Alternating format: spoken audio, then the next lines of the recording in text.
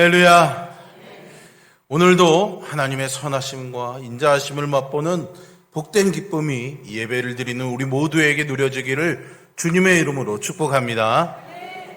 감사합니다. 아멘 크게 해주셔서. 큰 아멘이 저한테는 큰 힘이 됩니다. 몇 주 동안 계속 우리가 만들어내는 우리 안에 있는 우상들에 대해서 여러분들과 말씀을 나누고 있습니다. 나 자신을 돌아보고 하나님이 아닌 것들로 다른 것으로 만족하거나 그것을 하나님인 것처럼 여기며 살아온 것이 아닌지 우리의 신앙의 모습을 다시 한번 점검해보고 다시 한번 초점을 맞출 수 있는 그런 시간들이 되기를 바라는 마음으로 이 말씀들을 준비해 왔습니다. 지난 주일에는 우리가 가장 잘하는 신앙, 이 종교의 부분에 있어서도 우상이 세워질 수 있다는 것을 말씀을 나누었죠. 이 종교의 우상에는요, 기만적인 요소들이 작동합니다. 왜냐하면 우리가 하고 싶어하는 것들을 가지고 속이고 있기 때문이거든요. 하나님을 섬기고 예배하려는 마음으로 열심을 다하지만 결국에는 하나님 아닌 것을 하나님 것처럼 여기면서 거기에 열심을 다함으로 미혹당하고 결국은 우상숭배의 비참한 결과를 낳을 수도 있습니다. 오늘 우리가 살펴볼 우상은요, 정치의 우상입니다. 이것은 세상 나라를 하나님의 나라로 여기게 하고 정치 지도자를 메시아로 받아들이게 하는 방식으로 나타나는 우상숭배의 한 형태입니다. 정치의 우상과 종교의 우상은요, 사실 요한계시록 13장에서요, 바다에서 나온 짐승과 땅에서 올라오는 짐승으로 각각 상징되었습니다. 땅에서 올라온 짐승은 종교의 우상, 즉 거짓 선지자를 가리키고요, 바다에서 나온 짐승은 오늘의 주제인 정치 우상을 상징합니다.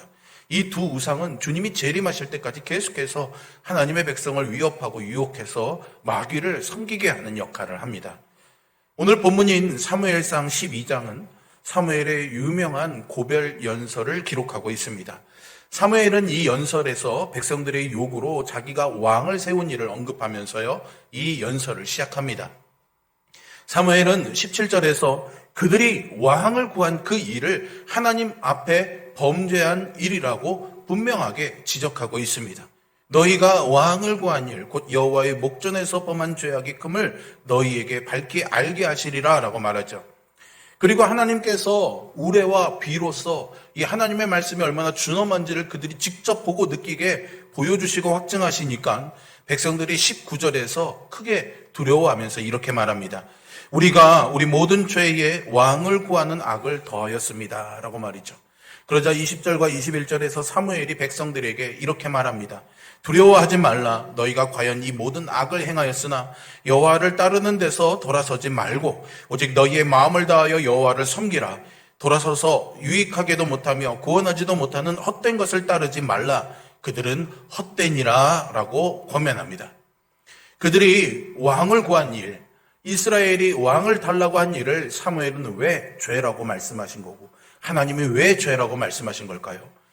가나안 땅에 정착한 이스라엘은요, 이제 국가의 모습을 갖춰가고 있었는데요, 그 국가의 모습을 갖춰가면서 그들이 가진 아주 유일한 하나님 백성으로서의 특징이 군림하여 다스리는 왕이 없었다는 사실입니다.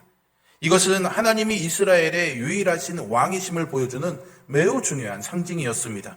하지만 사무엘상 8장에 보시면 사무엘이 늙고 나이가 많아서 물러나게 되었을 때 백성의 장로들이 사무엘에게 나와서 왕을 세워달라는 요청을 하게 됩니다. 그들이 이렇게 요구한 것은요, 사무엘의 뒤를 이어서 사사가 되어야 될 사무엘의 아들들이 뇌물을 받기도 하고 이 판결을 정의롭게 하지 못하는 그런 일들이 있었기 때문입니다. 그럼에도 불구하고 8장 7절과 8절에 보시면 하나님께서 백성들이 왕을 달라고 요구한 것은 하나님을 버리는 것이고 더 이상 그들의 왕이 하나님이 아니라는 것을 되게 하는 일이다라고 그렇게 말씀하십니다. 그들이 왕을 달라고 요구한 마음의 동기가 하나님을 대신할 인간 왕을 원하는 것이었기에 이것을 하나님이 죄라고 말씀하신 거죠. 이것은 하나님께서 정치의 우상화를 명시적으로 경고하신 말씀입니다. 사무엘은 21절에서 백성이 구한 왕은 유익하게도 못하고 구원하지도 못하는 헛된 것이라고 분명하게 지적하면서 그들은 헛되다라고 강조합니다.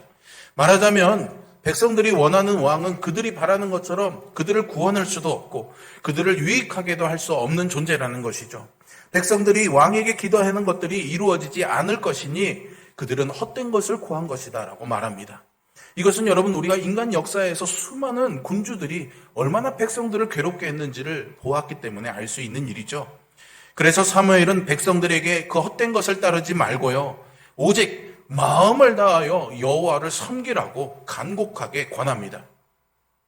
그러면 이 말씀을 오늘 우리에게 어떻게 적용해 볼 수가 있을까요? 사실 과거 우리 근대사에서 지금까지 이 정치적인 양극화와 적대감이 늘 있어 왔습니다. 때로는 그것이 첨예하게 대립하고 부딪혔던 적도 있죠. 그래서 남과 북 사이의 이데올로기와 정치 체제로 인해서 동족 상잔의 전쟁까지 치른 우리들이 있지 않습니까?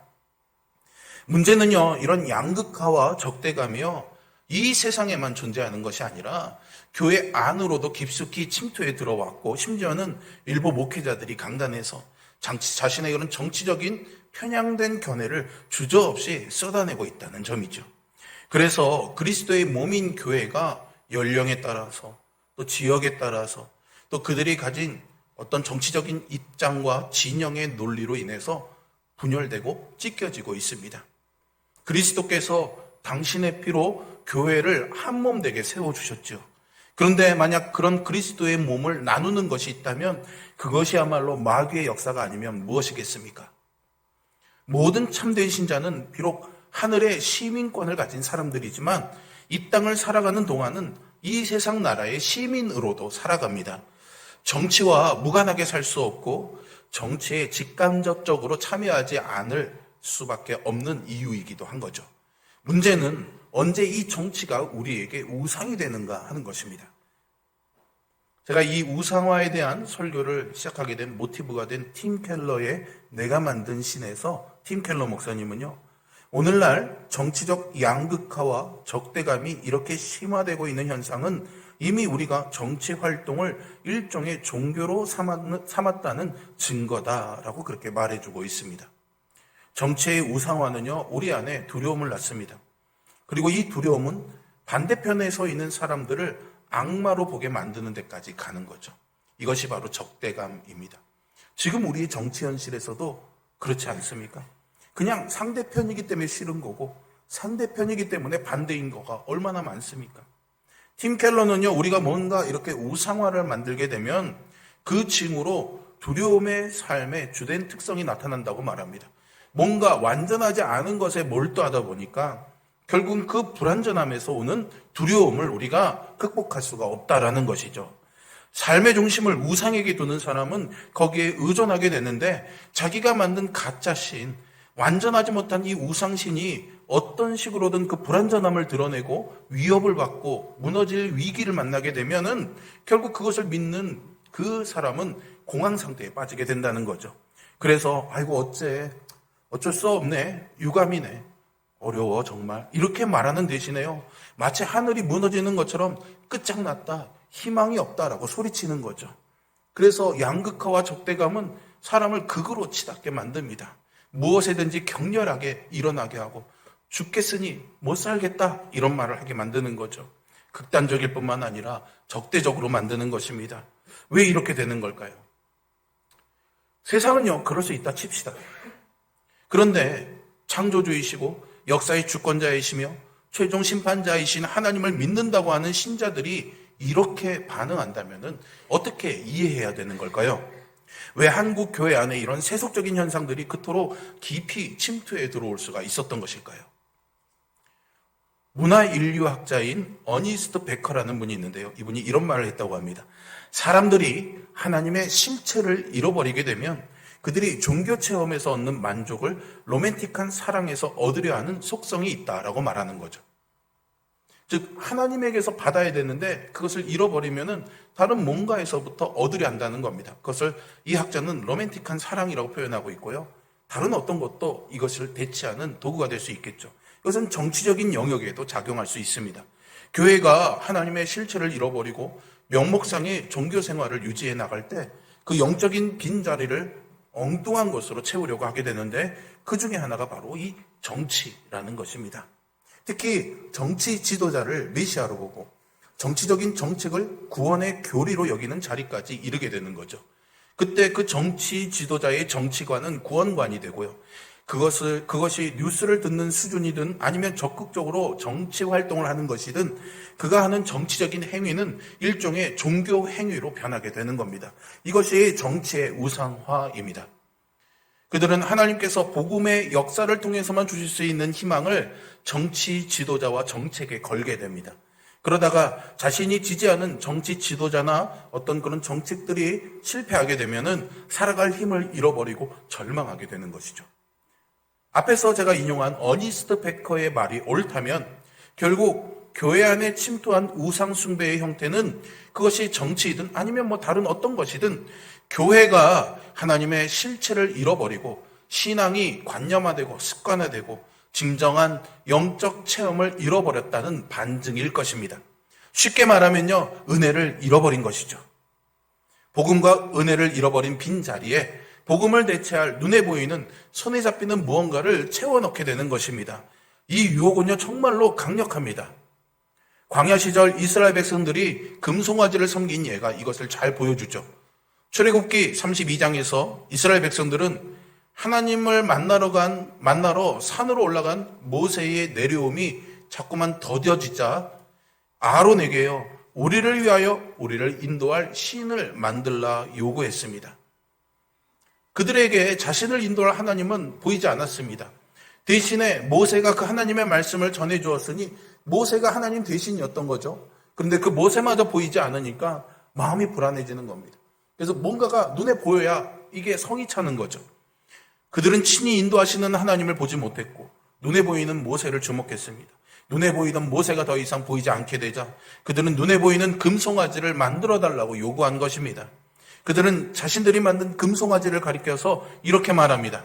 이스라엘아, 이는 너희를 애굽 땅에서 인도하여 낸 너희의 신이로다. 이렇게 말하죠.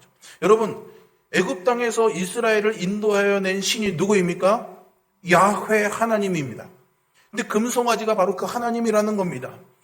그들이 야훼 하나님을 버린 게 아닙니다. 야훼 하나님에게서 등 돌리고 배교한 것이 아닙니다. 하나님을 믿기는 하는데 눈에 보이는 하나님이 필요하니까 금송아지로 그 하나님을 대신한 겁니다. 이것이 정치의 우상화이고 이것이 우리의 마음에서 만들어내는 우상들인 겁니다. 절대로 하나님을 떠난 게 아닙니다. 하나님을 믿는다고 하면서도 하나님을 대신할 무엇을 만들어내는 이 우상화의 신앙을 우리는 경계해야 되는 것이죠. 다시 오늘 본문으로 돌아가서 한번 살펴봅니다. 사무엘은요 21절에서 죽음을 앞두고 혼신의 힘을 다해서 이스라엘에게 유언을 남기고 있습니다. 오직 너희의 마음을 다하여 여호와를 섬기라. 돌아서서 유익하게도 못하며 구원하지도 못하는 헛된 것을 따르지 말라. 그들은 헛되니라 라고 말입니다. 이스라엘 백성들은 인간 왕이 세워지면요 다 좋아질 거라고 생각했습니다.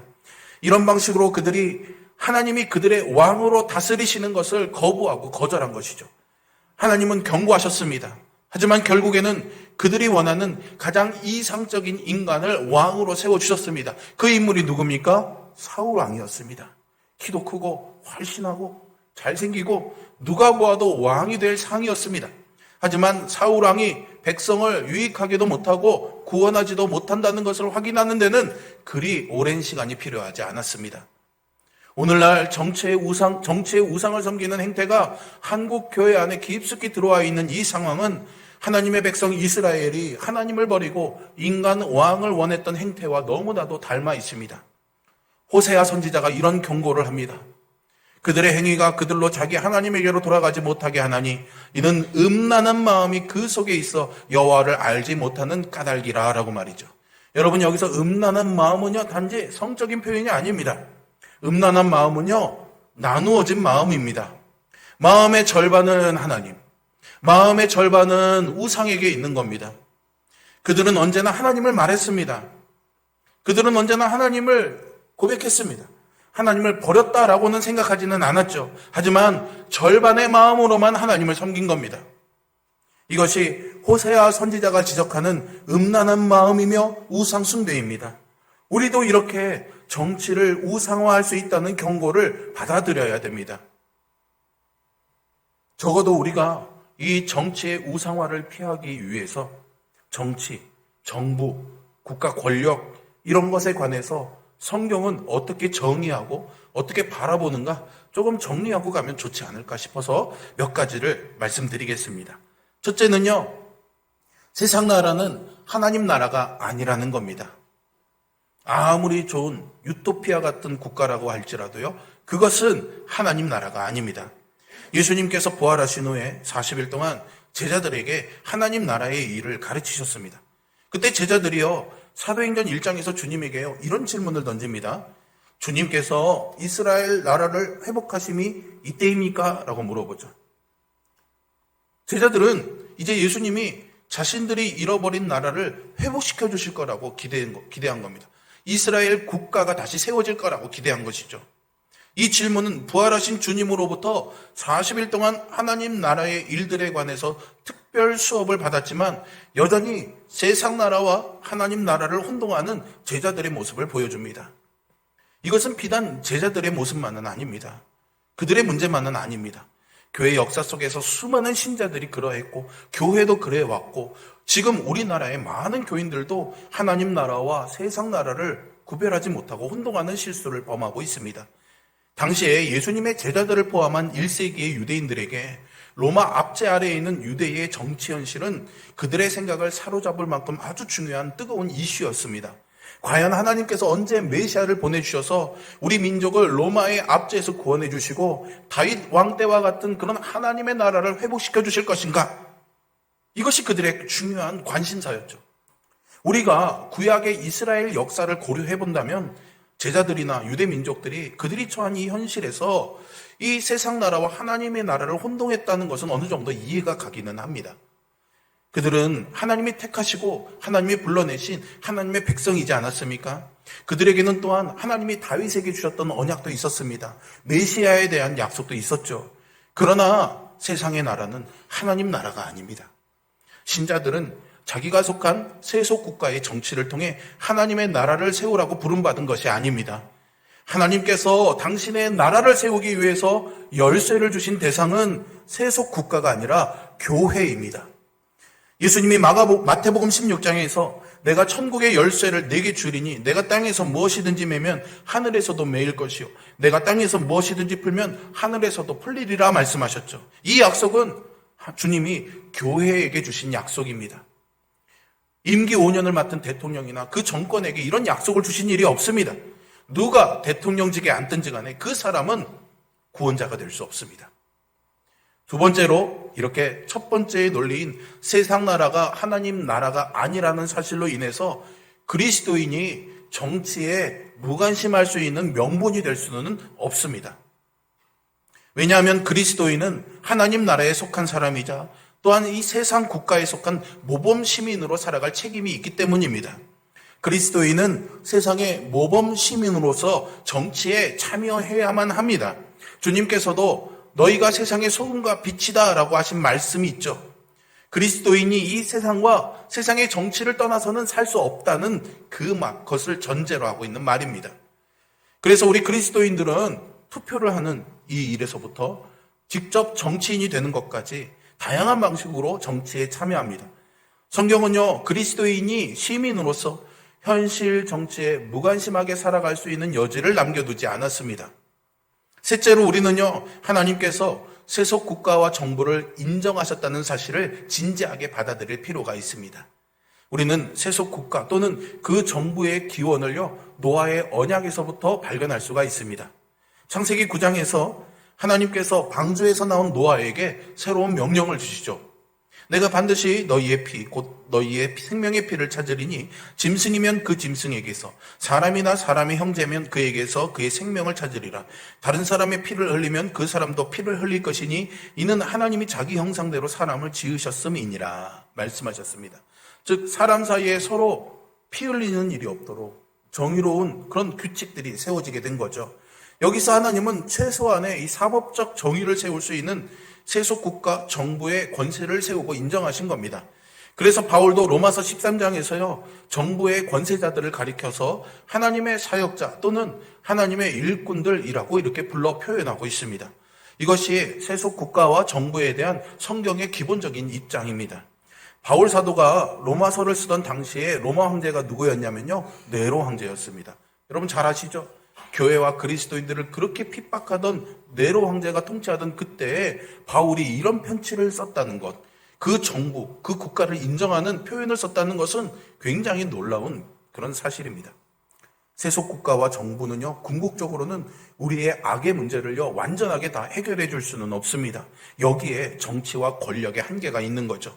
정치는 그래서 우리를 구원할 수가 없는 것이고, 어떠한 위대한 정치인도 우리의 구주가 될 수는 없는 겁니다. 하지만 그래도 악을 예방하고 악행하는 자들을 처벌할 수 있는 기능은 수행할 수가 있죠.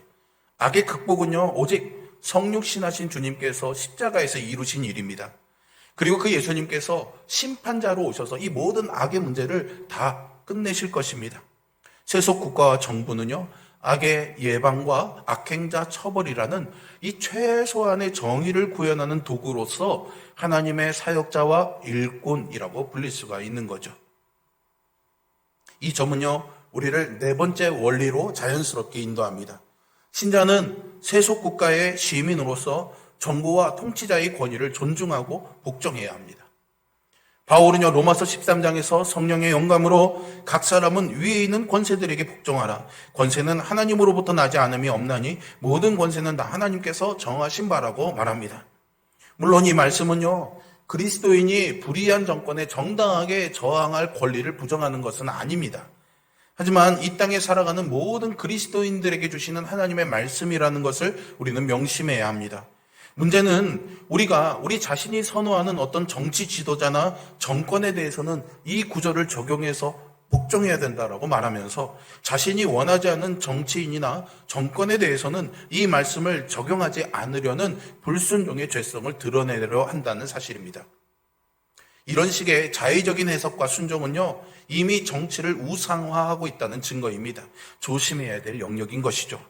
다섯 번째 원리가 있습니다. 그리스도인은요, 하나님 나라와 이 세상에 속한 두 나라에 속한 시민으로서 하나님 나라의 가치를 기준으로 오늘 현실의 정치를 대해야 됩니다. 그리스도인이 정당에 가입하는 문제에 대해서 여러분 어떻게 생각합니까? 그리스도인은 정당에 가입할 수 있습니다. 다만 반기독교적이거나 반인륜적이거나 무신론적이거나 반사회적 가치를 표방하는 그런 정당에 가입할 수는 없겠죠.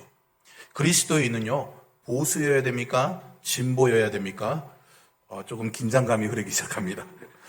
성경은요, 이 창조 질서에 속하는 가정이나 결혼의 가치에 대해서는 철저하게 보수적이지만 고아와 과부, 나그네 같은 그런 사회적인 약자, 사회적인 소수자들에 대해서는 그들을 보호하고 존중하는 입장에서 진보적인 입장에 설 수 있는 것이고 또 마땅히 그러해야 될 것입니다.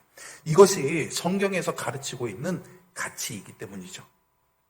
그런데 말이죠, 여러분, 이 세속 국가에서 이 성경의 가치를 온전하게 구현해낼 수 있는 그런 국가, 그런 정치 세력을 찾을 수는 없습니다.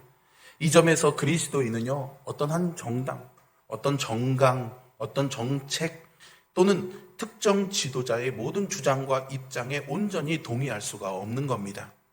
모든 것을 하나님 나라의 가치에 비추어서 판단해야 된다는 입장에서 그리스도인의 정치 참여는요, 상대적으로 제한적일 수밖에 없고요. 또 그리스도인은 이 세상에서 살아가지만 세상에 속한 것이 아니라는 점을 잘 기억해야만 하는 것입니다. 끝으로 그리스도인은요, 이 땅에서 의와 공도를 행하게 하시려고 하나님께서 자신을 부르셨다는 사실을 기억해야 됩니다.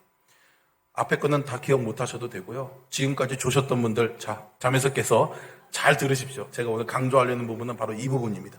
따라해 보세요. 하나님께서는 나를 의와 공도를 행하게 하시려고 부르셨다.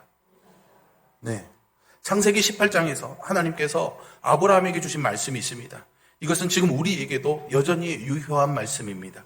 내가 그로 그 자식과 건석에게 명하여 여호와의 도를 지켜 의와 공도를 행하게 하려고 그를 택하였나니 이는 나 여호와가 아브라함에게 대하여 말한 일을 이루려 함이니라. 이 말씀은 그리스도인이 이 세상에서 어떻게 살아가야 될 것인가는 물론이고 현실 정치를 대하는 근본적인 원리를 제시합니다. 여기서 의와 공도라는 말이 아주 중요합니다. 의는요, 구약에서 보통 공의로 번역됩니다. righteousness라고 하는데요, 히브리어로 ጼ다카라고 표현합니다. 이것은 하나님과의 언약 관계를 전제로 하는 개념입니다. 즉, 공의라는 것은 하나님과의 언약 관계를 신실하게 지키는 겁니다. 법을 잘 지키고 도덕적인 삶을 말하는 게 아닙니다. 하나님과 신실하게 살아가는 것, 그것을 성경은 공의롭다라고 말하고 있는 겁니다. 이 언약의 내용은요, 율법 안에서 설명되어지는데 예수님께서는 이 수많은 율법들의 핵심이 무엇인지를 이미 우리에게 말씀해 주셨습니다. 무엇입니까? 하나님을 사랑하고 이웃을 사랑하는 것이라고 마가복음 12장에서 말씀하셨죠. 이 말씀에 의하면 언약에 충실한 삶은 결국 하나님에게 신실하게 행하고 이웃에게 선을 베풀고 이웃을 이롭게 하는 삶을 살아가는 것입니다. 그렇다면 공도는 무엇일까요? 공도는요, 보통 정의, justice로 번역됩니다. 이것은 히브리어 미시파트라는 말인데요, 주로 결정, 판결의 의미가 있습니다. 사법적인 개념의 정의를 말하는 건데요, 재판이나 판결을 통해서 사법적인 정의를 실현한다는 것을 의미합니다. 여러분, 사법적인 정의가 비교적 행해지는 그런 나라라면 그 나라는 정의로운 사회라고 할 수 있겠죠. 그리고 하나님과의 언약이라는 맥락에서 무늬만 그리스도인이 아니라 참으로 공의를 행하는 그리스도인이 많은 사회는 이 사법적인 맥락의 정의도 많아질 거라고 저는 생각합니다. 그러니 의와 공도를 행하라는 부르심은 기본적으로 정치적인 삶을 함축하고 있는 겁니다. 그리고 이 부르심을 따라 사는 그리스도인 시민, 그리스도인 정치인, 그리스도인 법조인, 그리스도인 경제인의 역할은 아주 중요합니다. 하나님과의 언약관계 안에서 자신의 정체성을 찾는 그리스도인은 하나님을 사랑하고 이웃을 사랑하며 바른 판단력을 가지고 정의를 드러내며 살아야 합니다. 이것이 그리스도인이 불의한 세상을 살아가는 방식이고 현실 정치에 대해서 취해야 될 태도를 기준으로 보여주고 있는 것이죠. 비록 제한적이라고 할지라도요, 의와 공도라는 하나님 나라의 가치와 기준에서 인물, 정책, 정당을 분별하는 일은 이 땅에서 시민으로 살아가는 모든 그리스도인의 의무입니다. 그리스도인은 자신의 어떤 이기적인 그런 손익이나 사적 이해관계를 따라 정치에 참여하는 사람일 수 없습니다. 기본적으로 그리스도인은 의와 공도라는 이 엄밀한 기준에서 정치 지도자를 선출하는 투표라는 정치 행위를 수행해야 하는 것이죠. 이것이 의와 공도를 행하는 것입니다. 오늘날 한국 사회는 말할 것도 없고요, 한국 교회까지도 너무나 이 양극화로 갈려져 있는 이 정치 상황에 힘들어하고 있고 때로는 한쪽에 편향되어 열광하고 있습니다. 신앙을 이용해서 정치적인 선동을 하고 하나님을 욕되게 하는 목회자들도 적지 않습니다. 또한 기독교의 이름으로 이런 거짓 선지자들을 추종하는 어리석은 무리들도 있습니다. 이런 행위들은 오늘 본문에서 사무엘이 지적하는 마음을 다하여 오직 하나님을 섬기는 것이 아니라 유익하게 못하고 구원하지도 못하는 헛된 것일 뿐이죠. 그것은 그들의 왕이신 하나님을 버리고 정치라는 우상을 숭배하는 행위입니다. 정치가 아니라 복음입니다, 여러분. 정치가가 아니라 예수 그리스도가 우리의 답인 줄로 믿습니다. 정치 뉴스와 그에 따른 활동에 여러분들의 시간을 소비하느라 하나님께 나아갈 수 없다면 여러분 이미 정치의 우상을 섬기고 있는 것일지도 모릅니다. 우리는 우리나라, 이 대한민국을 다 사랑합니다. 하지만요, 이 대한민국이 하나님의 나라일 수는 없다는 것을 알아야 됩니다. 정치에 대한 지나친 희망이나 지나친 절망은 우상 숭배의 증거일 뿐입니다. 오직 그리스도에게만 우리의 소망을 두어야 됩니다. 우리가 열망하고 우리가 희망하는 나라는 하나님의 나라, 하나님께서 다스리시는 나라입니다. 그것이 우리에게 참된 정치요, 참된 국가입니다. 우리는 이 세상에 속해 있습니다. 그렇기 때문에 우리는 이 세상의 시민으로 살아가면서 그 속에서 하나님의 나라를 이루어가는 사명으로 부름받았습니다. 그러니 이 세상 속에서 대한민국 국민으로 살아가시며 하나님 나라의 시민으로서 하나님의 나라를 여러분들의 삶에서 이루어가며 사시기를 주님의 이름으로 축복합니다. 기도하겠습니다.